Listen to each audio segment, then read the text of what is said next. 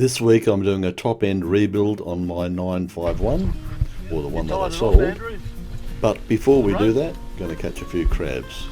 That is if Andrew can keep hold of the anchor. And in no time we had our quota of crabs. That's 5 per person, maximum of 20 in the boat.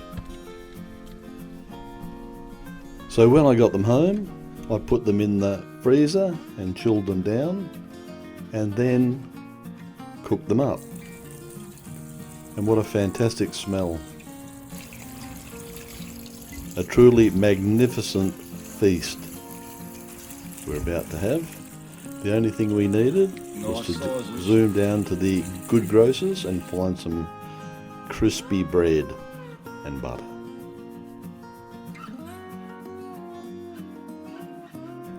And then we headed down for our traditional night dive.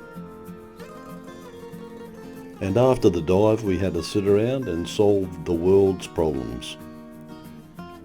Well, the night heron carried on its duties, chasing lots of these jumping little fish. And now the reason for the rebuild.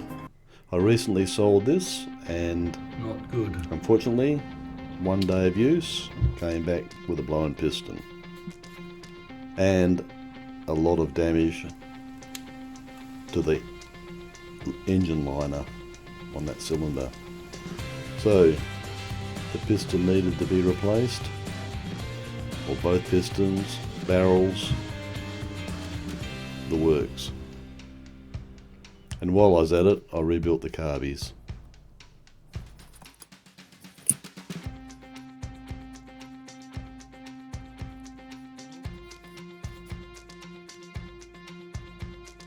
This is the temperature sender unit, which I thought may have failed, but after testing it was alright. Chris did a magnificent job of pressing in the new cylinder liners that I procured from Taiwan. Upper and lower rings. One is silver as the upper. Gudgeon bearing, circlips, gudgeon pin, new piston.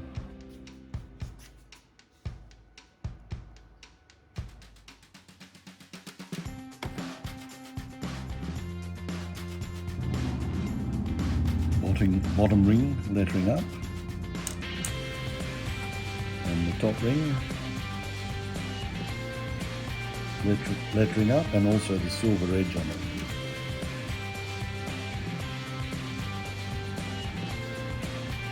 Just lining the pistons rings up on the dowel pins, and they're both marked so I know where to go. Rings on both pistons. That's where I have to line the dowels up. There. And here. Barrel on, pistons in.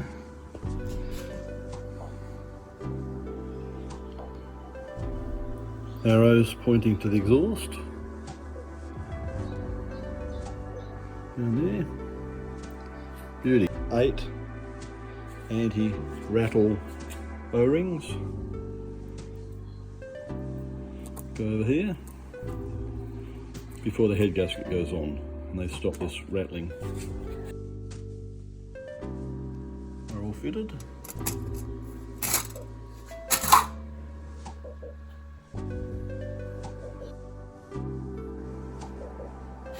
Heads on, head bolts are on.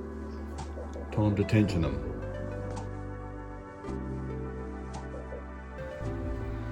Alright, it's back in there. Now we have to bolt it up, put the exhaust on and go jet skiing. And here we are, ready to take it for its first test run and run the engine in a little.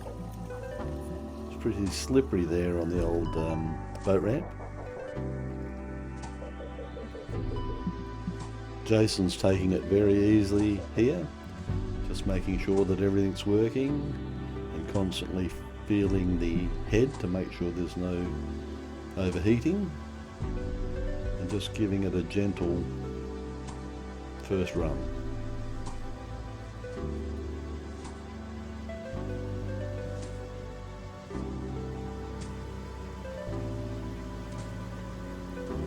And it seems that all is going perfectly. Thank goodness. So Jason decides that he's going to take it for a run, and this is the last we saw of him for the next 2.5 hours. He disappeared up the river and came back in the dark, and very happy that all was good.